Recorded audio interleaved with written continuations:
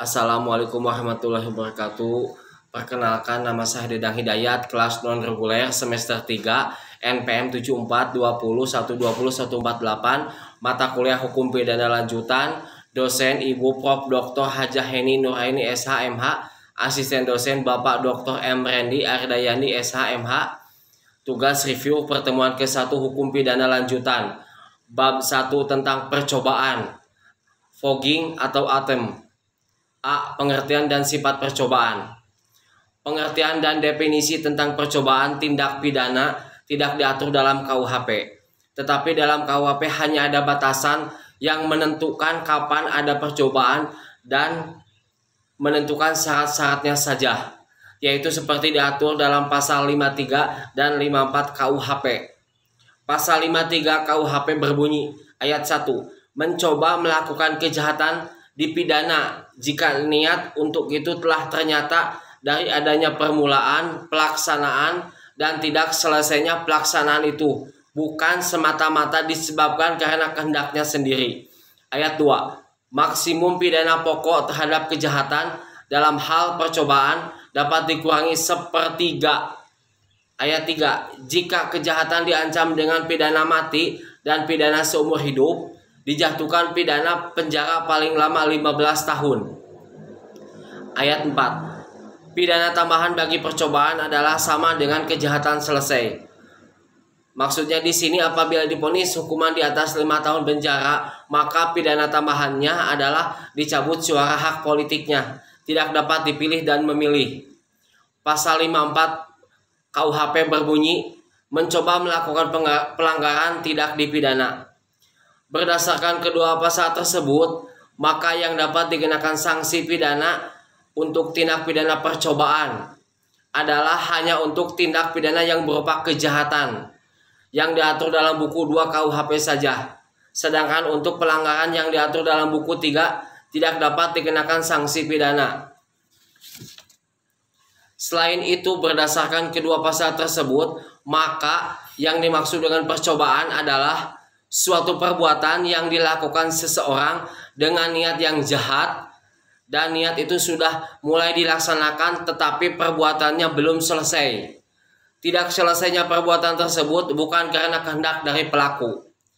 Pidana mati terbagi dua. Satu, pidana penjara sementara yaitu misalnya 20 tahun. Dua, pidana penjara seumur hidup yaitu selama dia hidup sampai mati. Perbedaan pidana seumur hidup dan pidana mati adalah kalau pidana seumur hidup dipenjara sampai mati, sedangkan kalau pidana mati dipaksa untuk mati. Alasannya adalah pidana seumur hidup dan pidana mati tidak bisa dihitung secara matematik. Percobaan kejahatan adalah pelaku tidak selesai melakukan kejahatan. Contoh, seseorang melakukan tindak pidana pencurian tetapi keburu ketangkap oleh hansip dan warga, jadi tidak selesai melakukan kejahatannya. Jenis percobaan, percobaan pembunuhan, percobaan penganiayaan, percobaan pencurian, dan lainnya. Hukuman percobaan dalam kejahatan dikurangi hukumannya sepertiga tahun. Pelanggaran tidak dapat dikenakan sanksi pidana.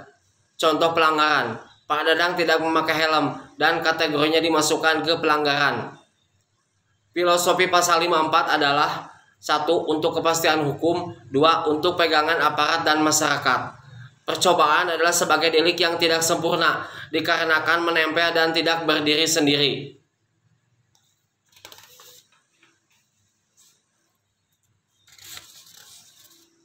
Contoh, pencucian uang menempel dengan korupsi, perdagangan orang, pelacuran narkoba, teroris, dan lainnya. B. Sifat percobaan. Sifat percobaan adalah sebagai dasar atau alasan memperluas dapat dipidananya orang, yaitu seseorang dapat dikenakan sanksi pidana apabila sudah memenuhi unsur pasal 53 walaupun tidak memenuhi unsur delik. Jadi sifat dari pasal 53 adalah percobaan dipandang sebagai memperluas dapat dipidananya orang dan bukan memperluas rumusan delik. Jadi percobaan tidak dianggap sebagai delik yang berdiri sendiri, sui generis, melainkan sebagai delik yang tidak sempurna, unvollkommen delichtstrofen, Penganutnya adalah Hazewinkel Schuringer dan Omar Seno Aji. 2. Sebagai dasar atau alasan memperluas dapat dipidananya perbuatan, yaitu bahwa tindak pidana percobaan merupakan suatu tindak pidana yang bulat dan lengkap. Percobaan bukan delik yang tidak sempurna, tetapi delik sempurna dalam bentuk khusus istimewa atau delictum sui generis. Penganutnya adalah Pompe dan Mulyatno. B. Dasar patut dipidananya percobaan. 1. Teori subjektif. Menurut teori ini, dasar patut dipidananya percobaan terletak pada sikap batin atau watak yang berbahaya dari pelaku. Penganut teori ini adalah Van Hemel. 2. Teori objektif. Menurut teori ini, dasar patut dipidana percobaan terletak pada sifat berbahayanya perbuatan yang dilakukan oleh pelaku. Teori ini terdiri dari 1. Teori objektif formil, yaitu perbuatan itu dianggap berbahaya terhadap tata hukum. Penganutnya Doinustel dan Zebenbergen. 2. Teori objektif material, yaitu menganggap perbuatan itu dianggap berbahaya terhadap kepentingan benda hukum. Penganutnya Simons. C. Unsur-unsur percobaan. 1. Adanya niat. 2. Adanya permulaan pelaksanaan. 3. Pelaksanaan tidak selesai bukan karena kehendak sendiri.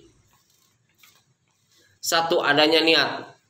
Niat merupakan sikap batin dari pelaku yang tidak bisa terlihat secara nyata. Niat dapat terlihat setelah ada permulaan pelaksanaan. Niat di sini harus berupa niat yang jahat, yang berbeda dengan kesengajaan. Niat masih berada dalam sikap batin, sedangkan kesengajaan sudah nampak. Jadi niat merupakan permulaan dari suatu perbuatan. Niat bisa dipidana. Niat belum berupa percobaan. Yang bisa dipidana itu adalah percobaan. Niat terlihat kalau ada wujud pelaksanaan dari niat. Sikap batin belum terwujud atau belum berwujud. Sedangkan kesengajaan adalah belum tentu ada niat atau sudah ada wujud. 2. Adanya permulaan pelaksanaan. Terdapat perbedaan pendapat antara perbuatan persiapan dengan permulaan pelaksanaan. Terhadap hal ini ada Ares Hogerud atau putusan Mahkamah Agung Negeri Belanda tahun 1934 mengenai pembakaran di Eindhoven. Kasusnya adalah A dituduh hendak membakar rumah B dengan persetujuan B. Pada malam yang telah ditentukan, A masuk ke rumah B dengan menaruh barang-barang yang mudah terbakar di tiap kamar, yang kemudian dihubungkan dengan sumbu satu sama lainnya, yang kemudian dihubungkan pada kompor gas yang akan mengeluarkan api jika ditembakkan. Penarik pistol gas dikaitkan dengan tali dan melalui jendela ujungnya digantung di luar rumah. Barang-barang itu disiram bensin dengan maksud apabila tali kompor ditarik maka barang-barang akan cepat terbakar dan merembet ke seluruh rumah. Setelah pemasangan tali kompor selesai, A mengeluarkan barang-barang lain yang tidak disiram bensin. Sementara itu karena tertarik bau bensin yang menyengat, orang-orang yang lewat di depan rumah menjadi ribut sehingga A tidak menyelesaikan maksudnya untuk membakar rumah karena keburu banyak orang. Terhadap kasus tersebut, menurut Gestov atau peradilan di Hertegenshop, perbuatan A adalah permulaan pelaksanaan dan A dijatuhi hukuman pidana 4 tahun penjara karena melanggar pasal 53 Junto pasal 187 KUHP. A mengajukan upaya hukum dengan alasan bahwa Golf atau pengadilan telah salah menafsirkan pasal 53 KUHP dan menyatakan bahwa yang dilakukannya baru merupakan perbuatan persiapan. Jaksa Agung Muda Besir menyimpulkan perbuatan A adalah perbuatan persiapan karena belum merupakan perbuatan yang sangat perlu untuk pembakaran rumah yang telah diniatkan dan tidak langsung berhubungan dengan kejahatan yang dituju. Atas dasar alasan tersebut, HR membatalkan putusan Hoff dan A dilepaskan dari segala tuntutan. 3. Pelaksanaan tidak selesai bukan karena kehendak sendiri. A. adanya penghalang fisik. Misalnya tidak matinya orang yang ditembak karena tangannya disentakkan orang lain sehingga tangannya menyimpang atau pisaunya terlepas. Arai alat atau alat yang digunakan macet atau rusak. B. Akan adanya penghalang fisik. Misalnya takut segera ditangkap karena gerak-geriknya untuk mencuri telah diketahui orang lain. C. Adanya penghalang yang disebabkan faktor atau keadaan khusus pada objek yang menjadi sasaran. Misalnya, daya tahan orang yang ditembak begitu kuat sehingga tidak mati, atau barang yang akan dicuri terlalu berat walaupun pencuri telah berusaha mengangkatnya sekuat tenaga. Tidak selesainya perbuatan karena kehendak sendiri. A. Pengunduran diri secara sukarela atau rujrit, yaitu tidak menyelesaikan perbuatan pelaksanaan yang diperlukan untuk delik yang bersangkutan. B. Tindakan penyesalan atau tatigarwi, yaitu meskipun perbuatan pelaksanaan sudah diselesaikan tetapi dengan sukarela menghalau timbulnya akibat mutlak untuk delik tersebut. Misalnya orang yang memberikan racun pada minuman korban tetapi kemudian segera memberikan obat penawar racun sehingga korban tidak jadi meninggal. Alasan MVT mencantumkan unsur ketiga dalam pasal 53 KUHP adalah 1. Untuk menjamin agar orang yang mengundurkan diri secara sukarela dalam melakukan kejahatan tindak dipidana. 2. Pertimbangan utilitas atau kemanfaatan yang diharapkan dapat menjadi usaha pencegahan atau preventif dengan adanya jaminan tidak dipidana. Maka orang yang telah mulai melakukan kejahatan diharapkan akan mengurungkan niat perbuatannya. Atas dasar alasan MVT tersebut, ada pendapat bahwa A. Dapat dijadikan alasan penghapus pidana yang diformilkan. B. Alasan pemaaf. C. Alasan penghapusan penuntutan. Sekian review pertemuan ke-1 hukum pidana lanjutan yang dapat saya sampaikan.